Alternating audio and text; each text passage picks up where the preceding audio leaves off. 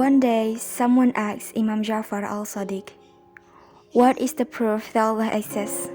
And Imam Ja'far replied, "Have you ever been on a boat?" And the person answered, "Yes, I have." Imam Ja'far replied again, "Have you ever experienced a boat that was hit by storm until it almost sank and your hope of surviving were dashed?" And the person answered again, "Yes, I have."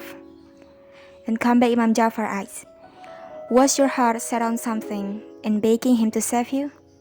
He answered, "Yes." And then Imam Ja'far said, "It is Allah." When you're having trouble, difficulty, and sadness, we often mention the name of Allah. But when we're kept away from everything that makes you sad, we hardly ever mention His name. In the Quran Surah of Ra'd, verse 28, Allah said, "Ala bi dhikrillahi tatma'innul qulub." Unquestionably, by the remembrance of Allah, hearts are assured.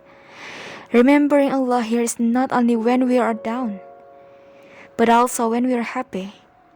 Remembering Allah when feeling sad is to grow our feeling if He always together with us. And remembering Allah when we are happy, it makes us realize how at any time He can take back the happiness and pleasure we feel. This life has two faces. Sometimes happy and sometimes sad. Not always we are happy, not always difficulty. But hard and happy must exist, because if not, life will be unbalanced. Believe with Allah. Allah giving us hardly, difficulty and sadness so that we can suffer and make us closer to Allah.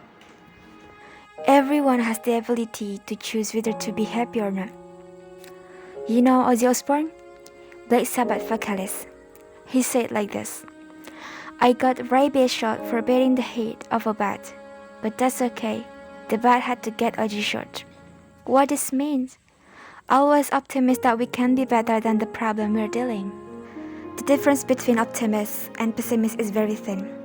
For optimists, failure is a learning process for more satisfying results. But pessimists, failure is a proof it is his identity. According to the story of a friend of Prophet Sallallahu Alaihi Wasallam, Anas bin Malik, one day a man stopped in front of the mosque to come to the Prophet.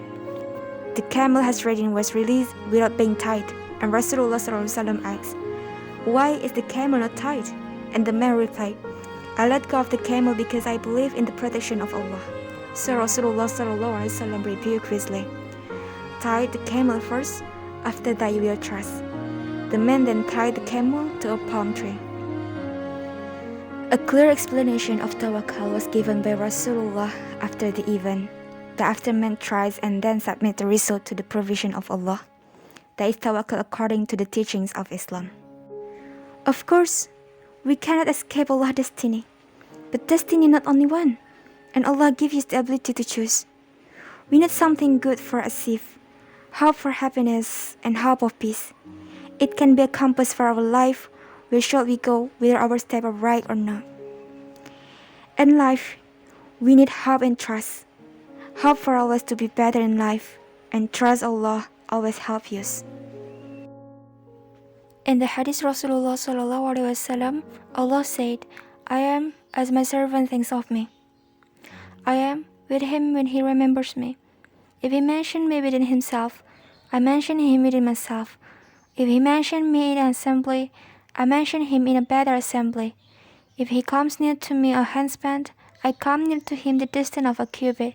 If he comes near to me the distance of a cubit, I come near to him the distance of a 2 hours freedoms. If he comes to me walking, I come to him running." Sahih Bukhari and Sahih Muslim.